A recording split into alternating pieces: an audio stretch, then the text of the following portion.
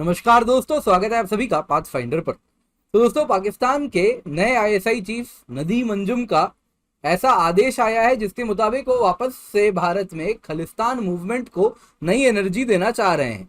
तो आज की इस क्लास में हम जानेंगे इसके नए आदेश के बारे में, नदीम अंजुम ने ऐसा क्या कहा है और साथ ही साथ क्या क्या खालिस्तान मूवमेंट हमें रिसेंट एक्टिविटीज जो हुई हैं इन सभी पर हम चर्चा करेंगे। और साथ ही साथ ये भारत के लिए एक बहुत ही ज्यादा चिंता की स्थिति भी उत्पन्न कर सकता है अगर ये अपने प्लान में सक्सेसफुल हुआ तो आइए आज की इस क्लास में इसी पर चर्चा करते हैं। दोस्तों, मेरा नाम किंजल चौधरी है, मैं आप सभी का स्वागत करता हूं पाथ फाइंडर पर। तो अगर आपने अब तक चैनल को सब्सक्राइब नहीं किया है तो जल्दी से जाइए, जाके चैनल को सब्सक्राइब कीजिए। इसके सिवा आप मुझसे मेरे टेलीग्राम चैनल या फिर कम्युनिटी पेज पर मिल सकते हैं, जहाँ पर लेक्चर के बाद आपको पीडीएफ अपडेट्स भी मिल जाएंगे। एंड साथ ही साथ जब भी आप अनअकैडमी सब्सक्रिप्शन लेने का सोच रहे हैं तो यूज द कोड KC10, क्योंकि जब कोड यूज करेंगे तो इससे आपको मेरी डायरेक्ट हैंड होल्डिंग मिलेगी और जो गाइडेंस है सारे सब्जेक्ट्स ऑफ जीएस, ऐसे ज्योग्राफी, ऑप्शनल आंसर राइटिंग में मिलती है। तो न्यूज में क्या है? न्यूज में दोस्तों, पाकिस्तान के आईएसआई चीफ का कहना है कि खालिस्तान मूवमेंट को वापस से नई ऊर्जा दो।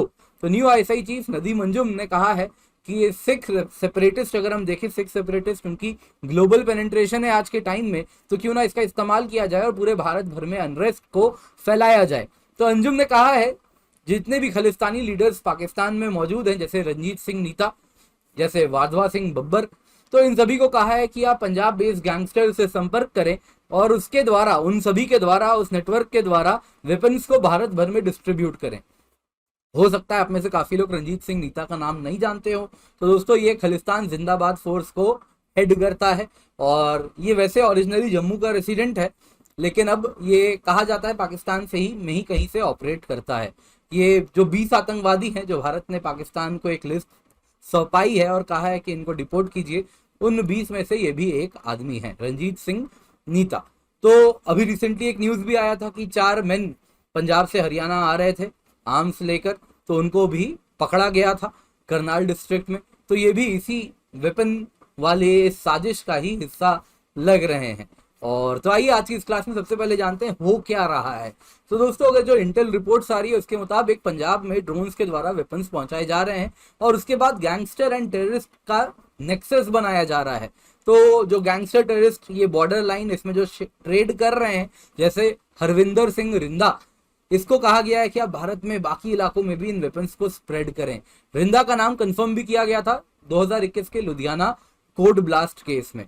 और रिंदा, अगर आप देखें तो एक सेल्फ फंडेड टेरर नेटवर्क भी वो रन कर रहा है। इसके लिए पैसे कहाँ से आ रहे हैं? ड्रग्स के सेल से। तो ड्रग सेल होता है, इसी में एक नेटवर्क भी बनता है, उसी नेटवर्क का इस्तेमाल किया जाता है, जिससे लोकल यूथ को भी एक्टिवेट किया जाता है और वहां तक वेपन्स भी पहुंचाए जा रहे हैं। तो दोस्तों, बहुत ज्यादा आप देखें तो आईएसआई इस प्रकार से एक्टिव हो गई है। वाधवान सिंह, रिंदा, ये सारे सोर्सेज हैं जिनको आप देखें तो मेजर ब्लास्ट आईएसआई ने कहा है आप करवाइए, भारत भर में आरडीएक्स का इस्तेमाल कीजिए, लोकल लीडर्स को मरवाइए, पैनिक क्रिएट करवाइए and at the same time आपके मेरे जैसे लोग जो आम जनता है, सिटीजन है, उनमें भी कहीं ना कहीं कम्युनल टेंशन जनरेट करवाइए। हिंदू सिख भाईचारा तोड़िए, हिंदू मुस्लिम भाईचारा, उस पर भी खतरा ये लोग चाह रहे हैं कि कैसे भी करके पैदा हो।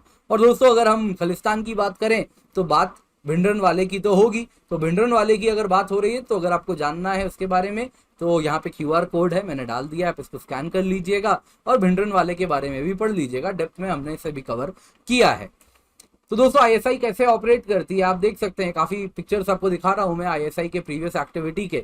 तो आप देख सकते हैं एक तरीका होता है कि भारत में वायलेंस करवाया जाए, तो इसमें लोकल मिलिटेंट आउटफिट्स का भी सपोर्ट लिया जाता है, गैंगस्टर्स जो ऑलरेडी ऑपरेट कर रहे हैं उनका भी सपोर्ट लिया जाता है। जैसे आप देख सकते हैं बॉम्बे ब्लास्ट केस, आप सबको मालूम है, हम सबको मालूम है, दाऊद इब्राहिम, उस ब्लास्ट के पहले तक वो एक गैंगस्टर था और उसके बाद क्या हो गया, आतंकवादी बन गया।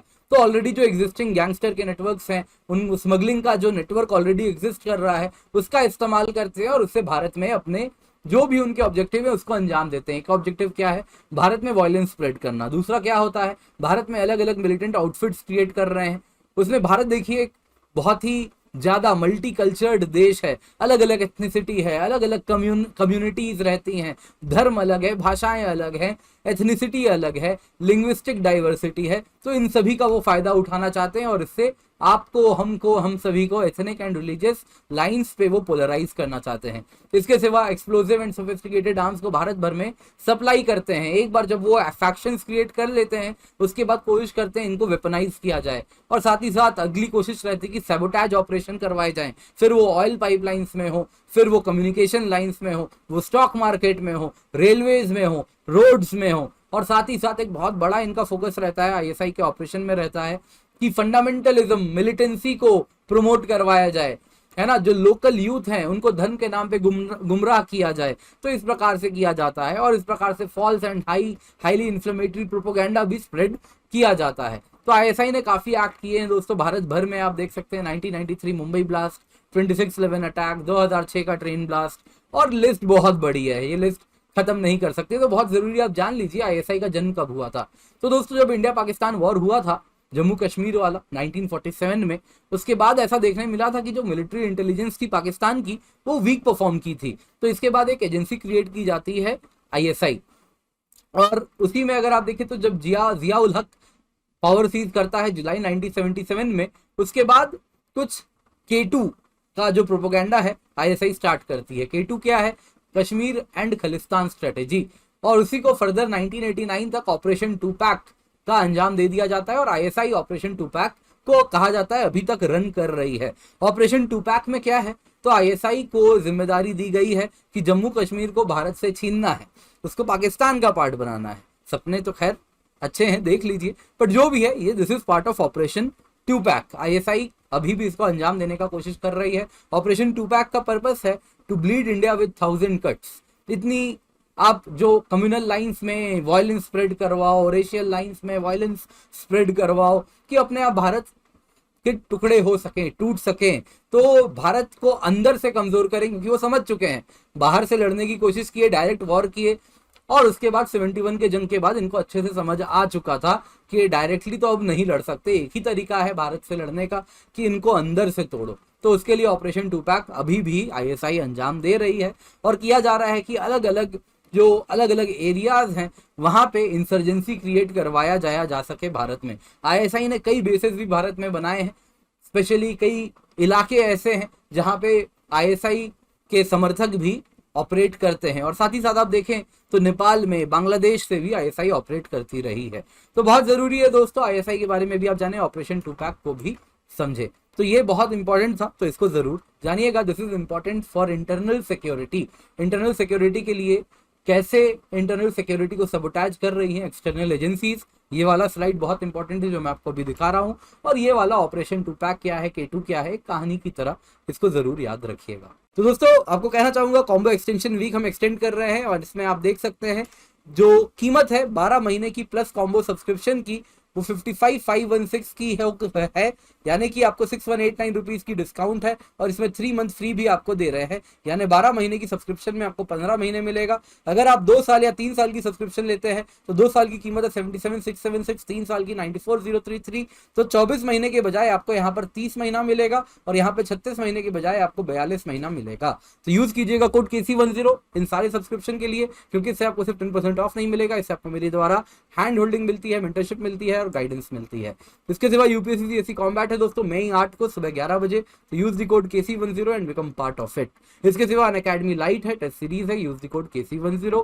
लास्ट माइल इंटरव्यू प्रोग्राम है, आइकनिक सब्सक्रिप्शन है, स्टडी प्लानर है, लाइव मेंटरशिप है, मेंस क्वेश्चन आंसर प्रैक्टिस है, 0% EMI में लोन भी आपको अवेलेबल है। साथ ही साथ मेरे बहुत सारे कोर्स चल रहे हैं, Sunday to Thursday 4 PM to 6 PM, निकालो प्रीलिम्स चल रहा है, तो आप इसका हिस्सा बन सकते हैं, और बहुत सारे प्लस कोर्स भी हैं एनवायरमेंट एंड ज्योग्राफी के।